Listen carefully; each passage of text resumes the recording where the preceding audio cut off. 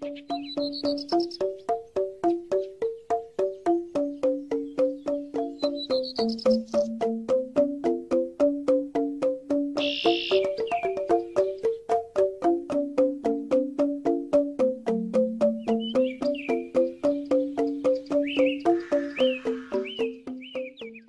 pergi ke Bali, kamu pasti tidak asing mendengar nama-nama seperti Wayan, Ketut, atau Made.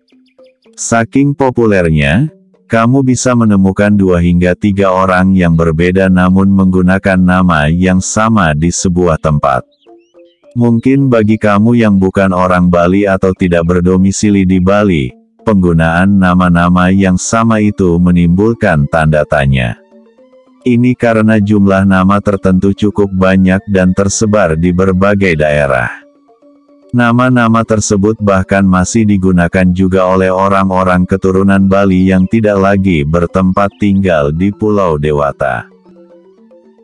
Nah, di video kali ini kita akan membahas menelisik asal-usul nama orang Bali dan fakta unik di baliknya.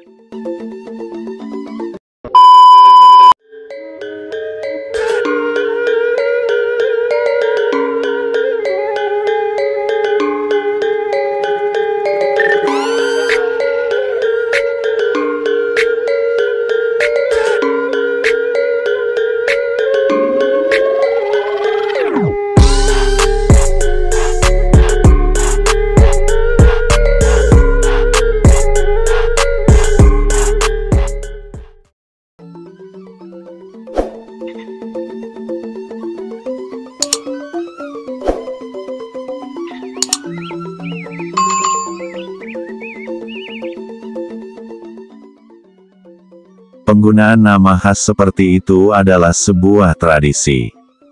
Kalau sebagai Hindu Bali, Sikh, kita sangat menganut atau prinsip mempertahankan tradisi supaya tidak punah. Jadi secara umum, ada kebebasan untuk ikut atau enggak, tapi kebanyakan orang Bali lebih memilih mengikuti tradisi. Yang paling penting, tetap mempertahankan budaya Bali dengan tetap menggunakan nama Bali. Dihimpun dari berbagai sumber, ada 3 faktor yang mempengaruhi nama yang digunakan oleh orang Bali.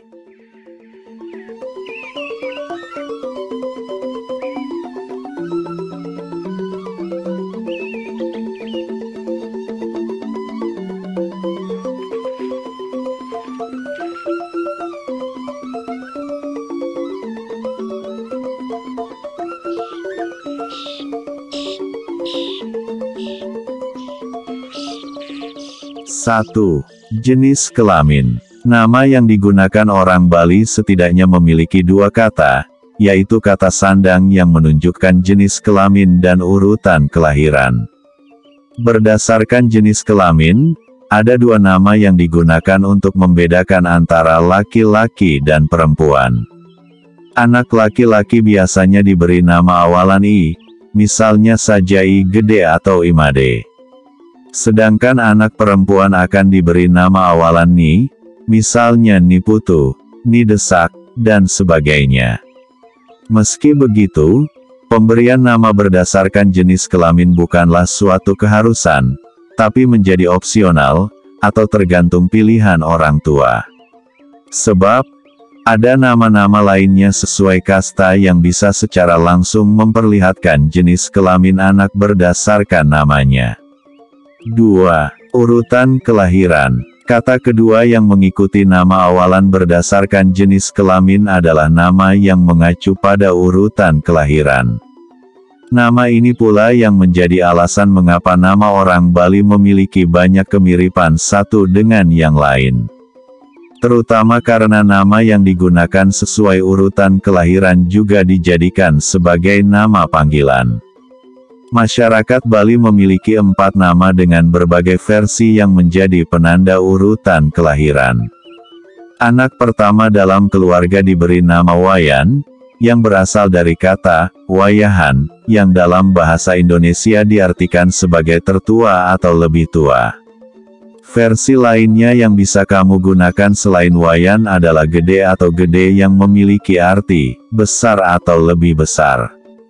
Meski lebih merujuk pada laki-laki, nama gede juga bisa diberikan pada anak perempuan. Biasanya orang Bali menyematkan Luh sebelum nama gede, sehingga menjadi Luh Gede yang berarti anak perempuan paling besar, biasanya digunakan untuk anak pertama. Nama lainnya yaitu Putu, yang berarti cucu, ini menggunakan kata Putu sebagai penanda urutan kelahirannya.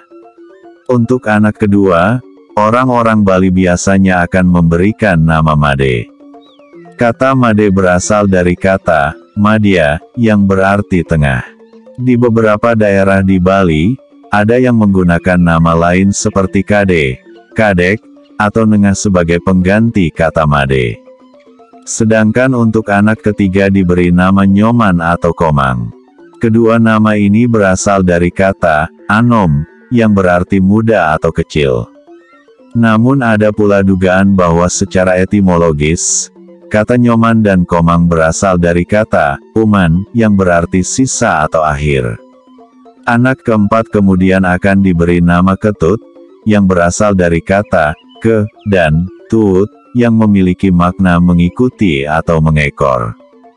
Jika sebuah keluarga memiliki anak lebih dari 4, maka anak kelima hingga seterusnya akan mengulang siklus nama yang sama dimulai dari Wayan hingga Ketut sesuai jumlah anaknya.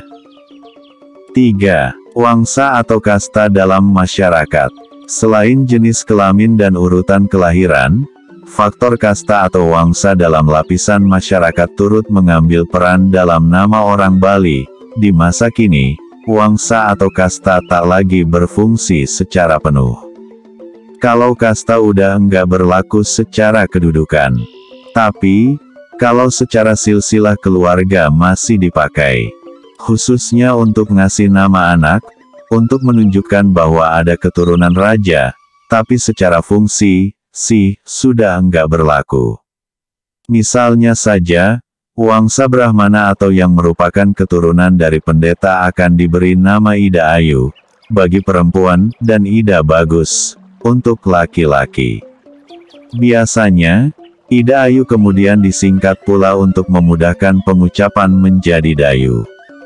Untuk tingkatan wangsa kedua, yaitu kesatria, ada banyak gelar yang bisa disematkan pada anak laki-laki atau perempuannya. Sebab kasta kesatria bukan hanya terbatas pada keturunan raja saja, tapi juga anak-anak raja yang tidak menjadi raja, pembantu kerajaan seperti abdi dalam, dan juga para pendekar. Beberapa contoh nama bagi anak laki-laki yang diperuntukkan untuk wangsa kesatria antara lain Dewa, Anak Agung, Cokorda, Ngakan, Bagus, dan Sang. Sedangkan untuk anak perempuan, biasanya menggunakan nama Ayu, Desak, Istri atau Sakti. Desak Putu Virginia Wulandari, atau yang lebih akrab dipanggil Wulan misalnya. Melalui nama awalannya, kamu dapat mengetahui bahwa ia masih merupakan keturunan dari wangsa kesatria. Wangsa atau kasta selanjutnya adalah Waisya. Waisya merupakan kelompok masyarakat di luar istana yang berfungsi untuk menggerakkan ekonomi, pembangunan dan perindustrian. Misalnya saja saudagar, penguasa, atau pedagang. Hanya saja, di masa kini, karena tidak berada di dalam lingkungan kerajaan, meski memiliki tingkatan yang lebih tinggi dari sudra, wangsa Waisya kerap disamakan dengan sudra. Sehingga mereka dianggap tak lagi punya kasta dan tidak wajib memasukkan gelar sebagai nama awalan. Walau begitu, setidaknya ada 3 nama yang kerap digunakan oleh masyarakat Hindu Bali, yaitu Gusti, Gusi, dan Si. Sehingga dalam membuat penamaan, mereka bisa saja hanya mengombinasikan urutan lahir, jenis kelamin, dan nama lain yang diinginkan bagi anak-anaknya.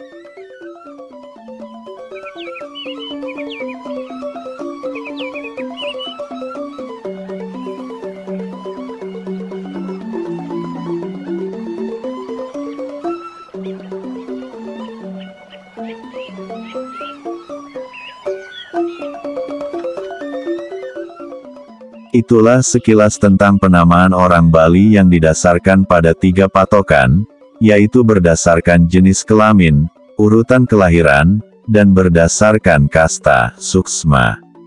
Om Santi, Santi, Santi, Om.